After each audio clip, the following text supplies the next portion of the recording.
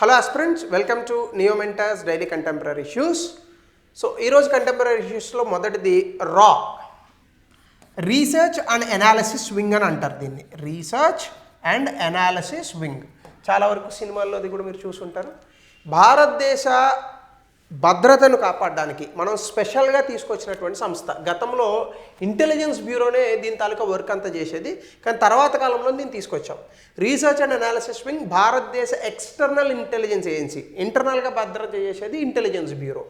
ఇది 1968లో ఎస్టాబ్లిష్ చేశారు. Head quarters వచ్చేసి ఢిల్లీలో ఉంది. మనకి మోటో ఏంటంటే ధర్మో రక్షిత రక్షిత. మనం ఎప్పుడు కూడా మన పురాణాల్లో కానీ ప్రతిదాన్ని చోట భారతదేశంలో చెప్పిన ఒకే ఒక్క పదం, ప్రపంచ దేశాల్లో ఎక్కడ చెప్పనటువంటి పదం ధర్మం. సో ప్రైమ్ మినిస్టర్కి డైరెక్ట్గా రిపోర్ట్ చేస్తుంది. నేషనల్ సెక్యూరిటీ అడ్వైజర్ దీన్ని జనరల్గా చూస్తూ ఉంటారు. హెడ్ ఆఫ్ ద జనరల్గా మీకు సెక్రటరీ వింగ్ విభాగంగా, అంటే ఒక క్యాబినెట్ సెక్రటరీ రేంజ్ వ్యక్తిని దీనికి అపాయింట్ చేస్తారు. క్యాబినెట్ సెక్రటేరియట్లో మీకు ఉండేటటువంటి సెక్రటరీ రేంజ్ అనేటటువంటిది వీళ్ళకు ఉంటుంది. సేమ్ జీతభత్యాలు కూడా ఉంటాయి. సో 1968 ముందు ఇంటెలిజెన్స్ బ్యూరోనే భారతదేశంలో అంతర్గత భద్రత, బాహ్య భద్రత రెండింటిని కూడా చూస్తూ ఉండేది. కానీ తర్వాత కాలంలో మనకి కొన్ని ఫెయిల్యూర్స్ వచ్చాయి. ముఖ్యంగా 1962లో చైనా ఇండియా యుద్ధం, ఇండియా ఓడిపోవడం. 1965లో పాకిస్తాన్ భారత్ యుద్ధంలో కూడా పాకిస్తాన్ మీద మనం గెలిచినప్పటికీ కూడా అది గెలుపు అని క్లియర్గా చెప్పకూడదు. ఎందుకు అంటే సేమ్ ఈరోజు ఎట్లా అయితే సీజ్ ఫైర్ అగ్రిమెంట్ జరిగిందో అప్పుడు కూడా సీజ్ ఫైర్ అగ్రిమెంట్ జరిగింది. కానీ మన ప్రాంతంలోకి వచ్చినటువంటి వాటిని తరిమి కొట్టాం. మనం కూడా లాహోర్ వరకు మన ట్యాంకర్స్ వెళ్ళిపోయాయి. బట్ ఏదేమైనప్పటికీ ఇక్కడ ఉన్నటువంటి సెక్యూరిటీ ఫెయిల్యూర్స్ని అర్థం చేసుకున్నటువంటి భారతదేశం స్పెషల్గా ఒక సెపరేట్ ఫారెన్ ఇంటెలిజెన్స్ ఏజెన్సీ ఉండాలనేటటువంటి ఉద్దేశంతో ఆ రోజు ఇందిరాగాంధీ గారి ప్రభుత్వం రాని 1968లో స్థాపించింది. రామేశ్వర్ నాథ్ ఈయన మొట్టమొదటి చీఫ్ ఆఫ్ రాగా ఉన్నారు. అయితే ఆబ్జెక్టివ్స్ ఆఫ్ రా అంటే దీని తాలూకా ఫంక్షన్స్ ఏ విధంగా ఉంటాయంటే ముఖ్యంగా ఫారెన్ డెవలప్మెంట్స్, అంటే అంతర్జాతీయంగా జరిగేటటువంటి అభివృద్ధులు, ముఖ్యంగా రాజకీయంగా కానీ, ఆర్థికంగా కానీ, మిలిటరీ పరంగా కానీ, సైంటిఫిక్ పరంగా కానీ ఏ వెపన్స్ని వేరే దేశాలు సమకూర్చుకుంటున్నాయి, వాటి వల్ల మనకు ప్రమాదాలు ఏంటి, వేరే దేశంలో ఇక పలానా పొలిటికల్ పార్టీ వస్తే భారతదేశానికి ఇది ఏ విధంగా ఇంపాక్ట్ చేస్తుంది, ఇలాంటి విషయాలన్నీ కూడా ఉంటాయి. అలాగే ఫారెన్ గవర్నమెంట్స్ని కొన్ని సందర్భాల్లో ఇన్ఫ్లుయెన్స్ కూడా చేస్తూ ఉంటుంది. ఈవెన్ పబ్లిక్ ఒపీనియన్ కూడా. కోవర్ట్ ఆపరేషన్స్ ముఖ్యంగా ఎక్కడ చేస్తాం? కోవర్ట్ ఆపరేషన్స్ పాకిస్తాన్లో చేస్తూ ఉంటాం. అదే కదా పాకిస్తాన్ మన మీద చెప్తూ ఉంటుంది, భారతదేశం మా దగ్గరికి స్పైన్లు పంపిస్తోంది. అజిత్ దోవల్ ముఖ్యంగా చెప్పాలంటే భారతదేశం నుంచి వెళ్ళి రా ఏజెంట్గా ఆయన 6 సంవత్సరాలు పాకిస్తాన్లో ఈవెన్ బెగ్గర వేషం వేసుకొని ఉన్నాడట ఆయన. అని ఎంత నాలెడ్జ్ ఉందో చూడండి ఆయనకి. సో అట్లానే కౌంటర్ టెర్రరిజంకి సంబంధించి భారతదేశానికి వస్తున్నటువంటి ఈ ఉగ్రవాదుల దాడుల్ని ముందుగానే ఇంటెలిజెన్స్ పరంగా తిప్పికొట్టేటటువంటి సంస్థ. అలాగే ఆర్మ్స్ సప్లై కూడా, పాకిస్తాన్కి వచ్చేటటువంటి ఆయుధాలను ఎట్లా తగ్గించాలి, దాంతోపాటుగా ఇంటర్నేషనల్ కమ్యూనిజం ముఖ్యంగా ఎర్లియర్గా ఫోకస్ చేసేవాళ్ళు. ఇప్పుడు ఇది లేదు, ఎందుకంటే సోవియట్ యూనియన్ కూలిపోయిన తర్వాత కమ్యూనిజం అనేది తగ్గిపోయింది.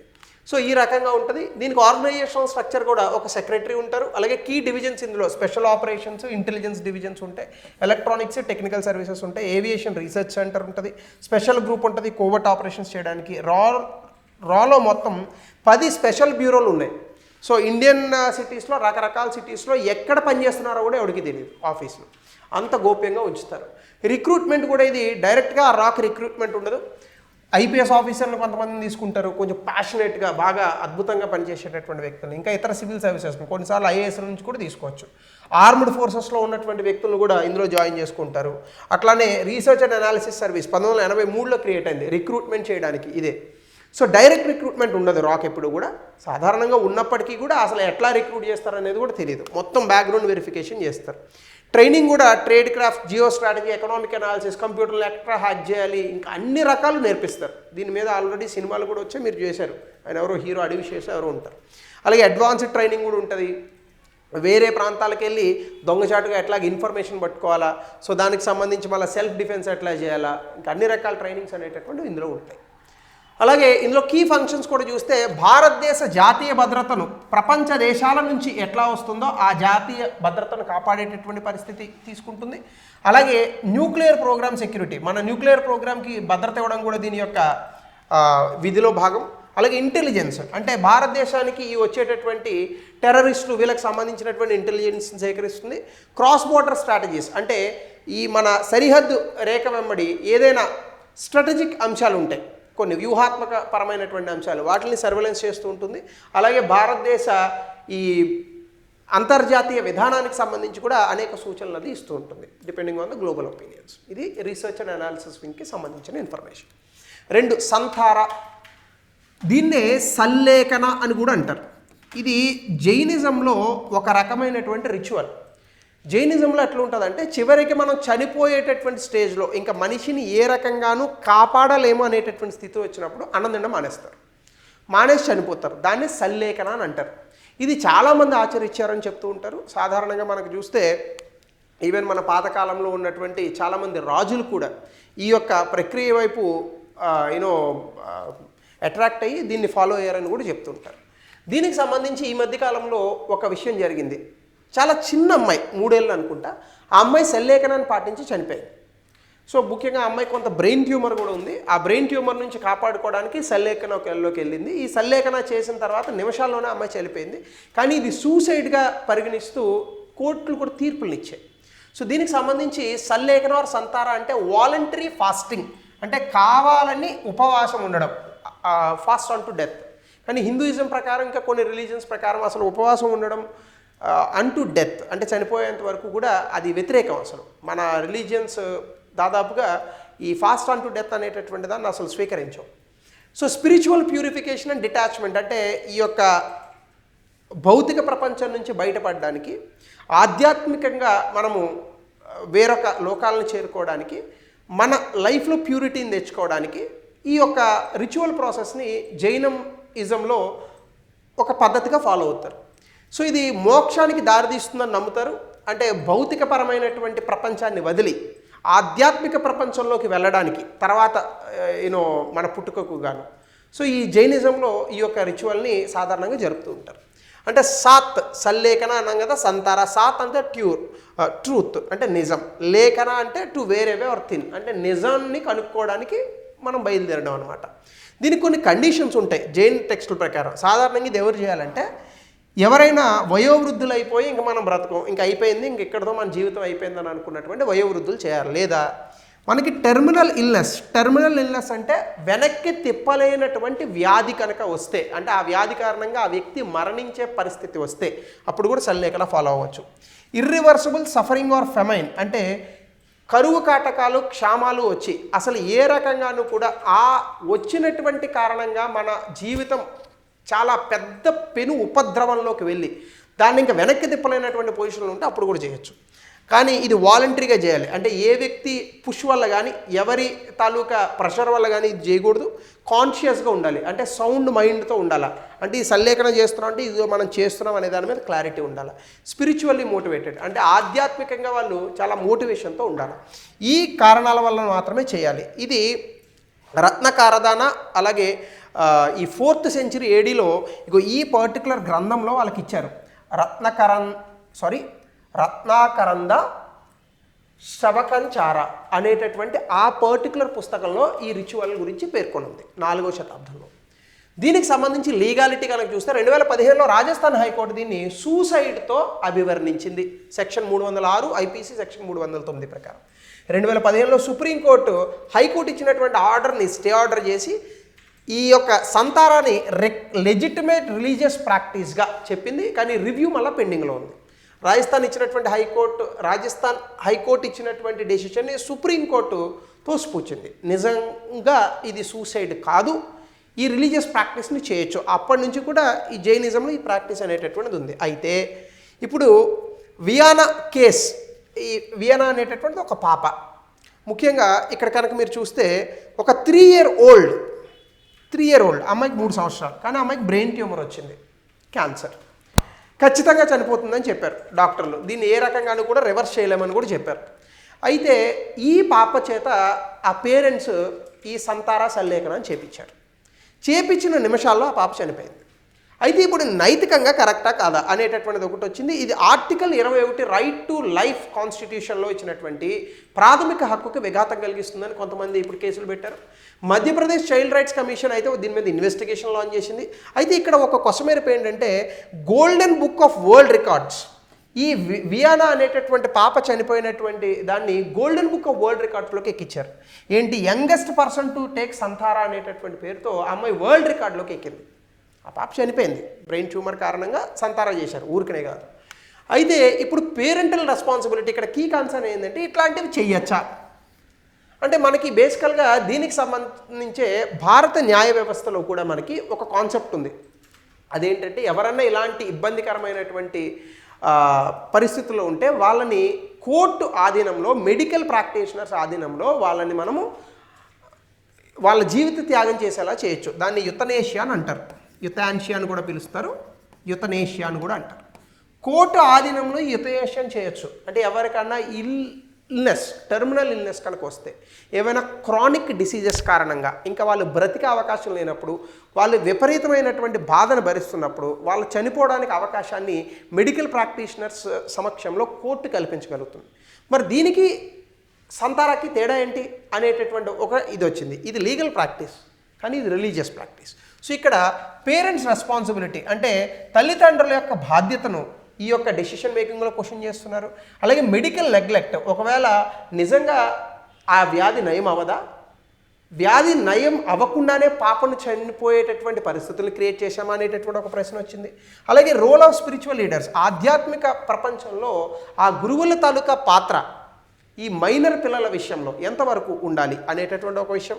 అలాగే రిలీజియస్ ఫ్రీడమ్ అంటే సాధారణంగా మన దేశంలో ఎక్కువ కదా, అంటే మతపరమైనటువంటి స్వేచ్ఛకు పిల్లల పరిరక్షణకు మధ్య ఎటువంటి లీగాలిటీస్ పాటించాలనేటటువంటి అనేక క్వశ్చన్స్ వచ్చాయి.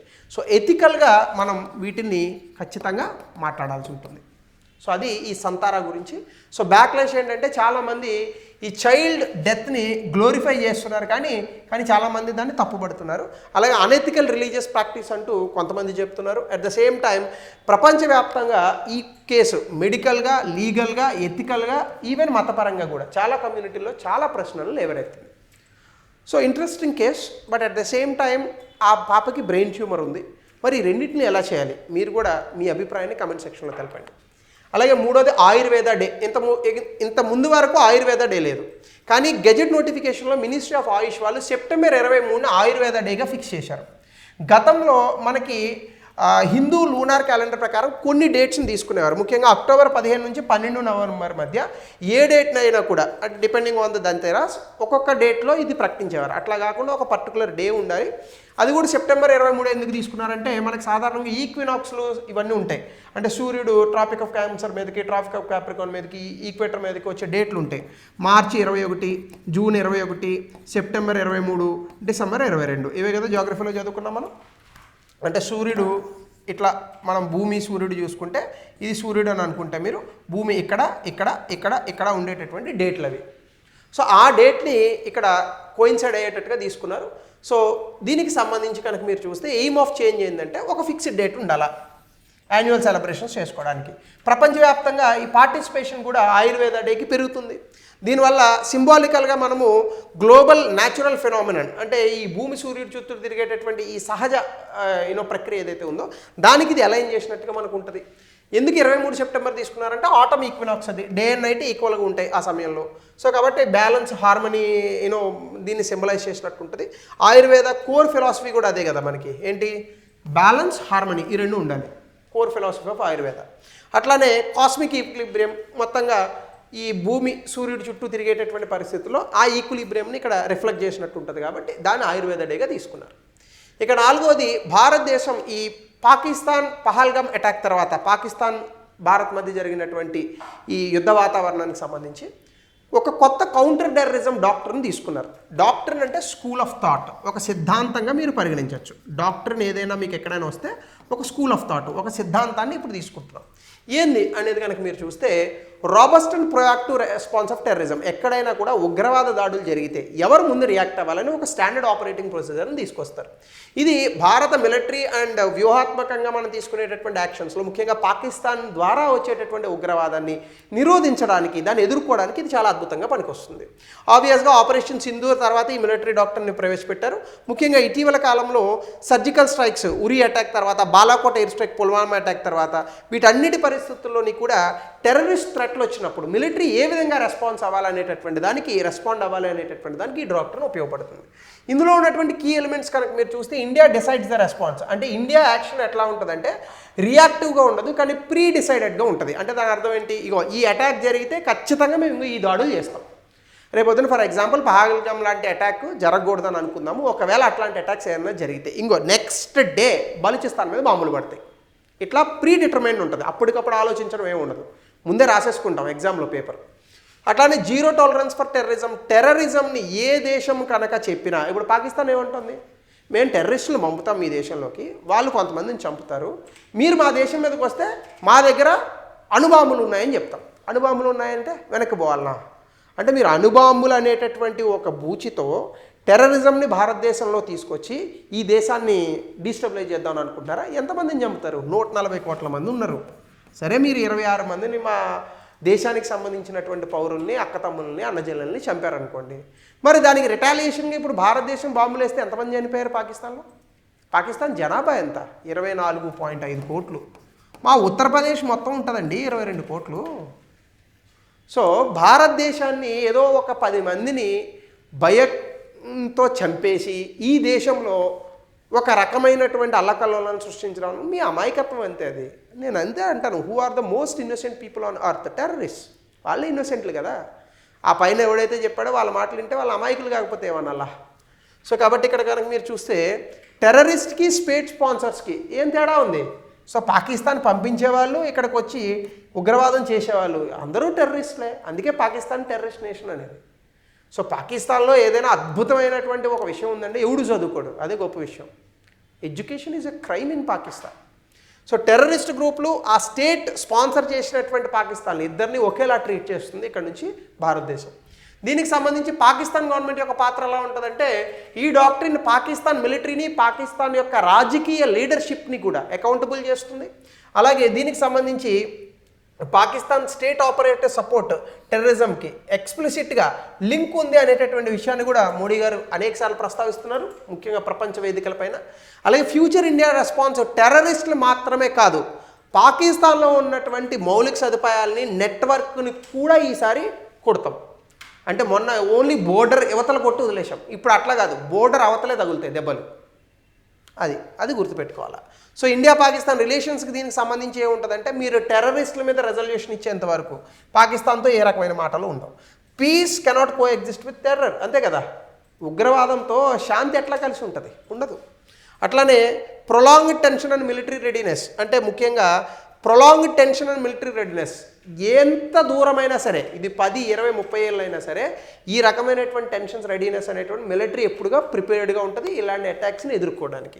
దాంతోపాటుకి India strategic towards deterrence through decisive military posture, అంటే ఇప్పటి వరకు కూడా భారతదేశం డిఫెన్సివ్ అప్రోచ్ని చేసింది, కానీ ఈ మధ్య కాలంలో డిఫెన్సివ్ అఫెన్సివ్ అప్రోచ్ని మొదలుపెట్టింది. అంటే ఇప్పటి వరకు టెర్రరిస్టులు మనం అటాక్ చేస్తే మనం ఆపేవాళ్ళం, ఇప్పుడు అట్లా కాదు, ఆపి మళ్ళీ వాళ్ళని దెబ్బ కొడుతున్నాం. సో ఈ రకమైనటువంటి మిలిటరీ పోస్చర్ అనేటటువంటిది మనం ఇస్తున్నాం. ఇది వ్యూహాత్మకంగా మనం గతంలో ఫాలో అయినటువంటి సూత్రాలకు కొంత విరుద్ధం. ఇంకా లాస్ట్ టాపిక్ ఈరోజు rice and wheat cultivation in India. So ఆబ్వియస్గా మన దేశంలో స్టాపుల్ ఫుడ్స్ అని అంటాం, అంటే చాలా అతి తక్కువ ధరలో ఎక్కువ మంది కడుపులు నింపేటటువంటి ఫుడ్ ఏదైనా ఉందంటే రైస్ అండ్ వీట్.